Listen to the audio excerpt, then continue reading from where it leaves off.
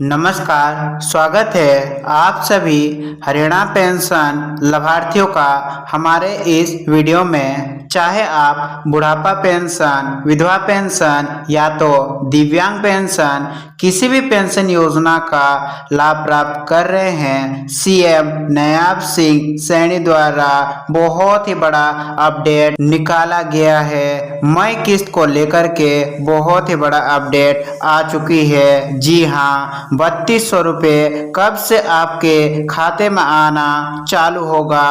Complete 2200 जिलों का report हम लेकर के आ चुके हैं। हरियाणा पेंशन अपडेट 2026, जिसमें हम 3200 रुपये पेंशन राशि सभी पेंशन योजनाओं का करंट अपडेट्स को देने वाले हैं। हरियाणा के करोड़ों पेंशनधारियों के लिए आज की वीडियो बहुत ही महत्वपूर्ण होने वाली है, क्योंकि इस वीडियो में हम आपको बताने वाले हैं कि हरियाणा में अब पेंशन कितनी मिल रही है और 3200 रुपये की पेंशन कब आती है और क्या अब हर महीने 10 तारीख को पैसा आ जाता है, यानी कि मई 2026 की किस्त कब देखने को मिलेगी और जिनकी पेंशन कई महीनों से बंद है वो दोबारा कैसे शुरू करवा सकते हैं। कंप्लीट अपडेट्स को हम देने वाले हैं, तो वीडियो को अंत तक जरूर देखें, क्योंकि आज की जानकारी आपके बहुत काम आने वाली है। चलिए अब जानते हैं कि हरियाणा सरकार ने सामाजिक सुरक्षा पेंशन योजनाओं में बहुत बड़ा बदलाव किया है, यानी कि अब वृद्धावस्था पेंशन, विधवा पेंशन, दिव्यांग पेंशन, निराश्रित महिला, अविवाहित, लाडली और अन्य मुख्य योजनाओं के लाभार्थियों की लगभग 3200 रुपये प्रति माह कर दिए जा चुके हैं। वही सरकार ने फरवरी 2026 में आदेश जारी करके पेंशन राशि 3000 से बढ़ा करके 3200 रुपये कर दी थी और ये बढ़ोतरी 1 नवंबर 2025 से ही प्रभावी मानी गई है, यानी कि अब अधिकांश लाभार्थियों के खाते में 3200 रुपये ही दिखाई दे रही है। जी हाँ, अब हर महीने की 10 तारीख वाला क्या सिस्टम है उसके बारे में जान लेते हैं। अब सबसे बड़ा सवाल है, क्या अब हर महीने 10 तारीख को आपकी पेंशन आएगी कि नहीं आएगी। तो 2026 से हरियाणा में नया डीबीटी सिस्टम लागू किया गया है। इसके अनुसार पेंशन की राशि अब हर महीने लगभग 10 तारीख तक भेजने की कोशिश की जा रही है। पहले कभी 7 तारीख, कभी 12 तारीख, तो कभी बहुत देर से पैसा आया करता था। इस वजह से अब सरकार फिक्स डेट सिस्टम लागू कर रही है, यानी कि आपने देखा होगा कि मार्च महीने की पेंशन भी अधिकांश लोगों के खाते में 9 से लेकर के 10 अप्रैल के आसपास पहुंच चुकी थी। आप कमेंट करके बताइएगा कि आपका पेंशन राशि 9 या 10 अप्रैल को प्राप्त हुआ था कि नहीं। वही मई 2026 की किस्त कब आएगी, तो देखिए अब बात करते हैं अप्रैल महीने की पेंशन, यानी कि जो अभी मई 2026 में 32 रुपये की राशि आने वाली है।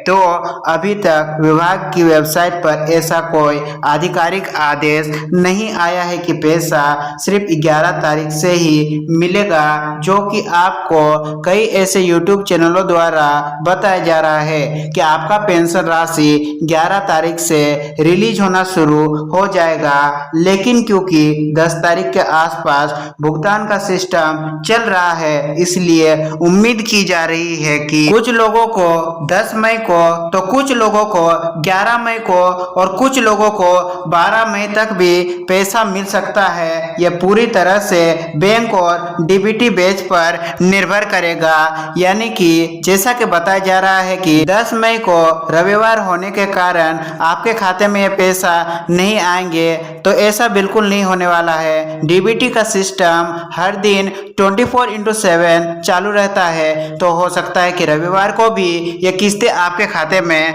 आ सकती है। जिनकी पेंशन बंद है उनके लिए बड़ी खबर। जी हाँ, अब सबसे जरूरी जानकारी, अगर आपकी पेंशन कई महीनों से नहीं आई है तो घबराने की जरूरत नहीं है। ज्यादातर मामलों में ये कारण आपके सामने आ रहे हैं। पहला तो फैमिली आईडी यानी कि परिवार पहचान पत्र में गलती होने के कारण आपकी पेंशन रुक गई है, या तो आय 3 लाख से ज्यादा दिखना, आधार और बैंक लिंकिंग की समस्या, केवाईसी अधूरी होना, बैंक अकाउंट डोरमेंट हो जाना, डीओबी यानी कि डेट ऑफ बर्थ या मैरिटल स्टेटस यदि गलत होता है तो भी आपका पेंशन योजना का राशि को रोका जाता है, यानी कि वेरिफिकेशन फेल होना एक मेन कारण माना गया है। इनमें से यदि कोई भी चीजें आपकी गलत पाई जाती है तो आपकी पेंशन रोकी जा सकती है। इस वजह से हजारों लोगों की पेंशन होल्ड या बंद हो चुकी है। अब चलिए जानते हैं कि बंद पेंशन को दोबारा किस तरह से शुरू करवा सकते हैं। अगर आपकी पेंशन बंद है तो ये काम आपको तुरंत ही करने होंगे। सबसे पहले आपको इस वेबसाइट पर जाकर के बेनिफिशियरी इंफॉर्मेशन में अपना स्टेटस चेक करना होगा। अगर पीपीपी में गलती है तो फैमिली आईडी अपडेट जरूर करवाएं। बैंक में जाकर के आधार सीडिंग, डीबीटी और केवाईसी तुरंत सही करवाएं। अपना खाता एक्टिव रखें। एक छोटा ट्रांजैक्शन जरूर करें ताकि आपका खाता सक्रिय हो सके और भविष्य के जितने भी पेंशन राशि आपके खाते में क्रेडिट होने वाले होंगे वो क्रेडिट हो पाए। फिर आपको सोशल जस्टिस डिपार्टमेंट, सरल सेंटर या अंत्योदय सेंटर पर आवेदन देना होगा। जरूरी दस्तावेज जो आपको साथ में ले जाने होंगे, पहला दस्तावेज आधार कार्ड, दूसरा बैंक पासबुक, पीपीपी यानी कि परिवार पहचान पत्र का एक फोटोकॉपी, डिसेबिलिटी सर्टिफिकेट यदि आप दिव्यांग है तो ये देना आवश्यक है, विडो सर्टिफिकेट या डेथ सर्टिफिकेट यदि आप विधवा पेंशन का लाभार्थी है तो ये सर्टिफिकेट्स देना अत्यंत ही आवश्यक बन जाता है, और पुराना पेंशन का ऑर्डर नंबर भी देना जरूरी है। आप शिकायत कहाँ कर सकते हैं? अगर सुधार कराने के बाद भी 15 से 30 दिन तक पैसा नहीं आता है तो आपको सीएम विंडो पर शिकायत करना होगा या जिला सोशल जस्टिस ऑफिस में फॉलो अप करना होगा। हेल्पलाइन नंबर भी हरियाणा सरकार द्वारा जारी किए गए हैं। आप इन हेल्पलाइन नंबर्स पर भी संपर्क करके अपने पेंशन से संबंधित समस्याओं का समाधान पा सकते हो।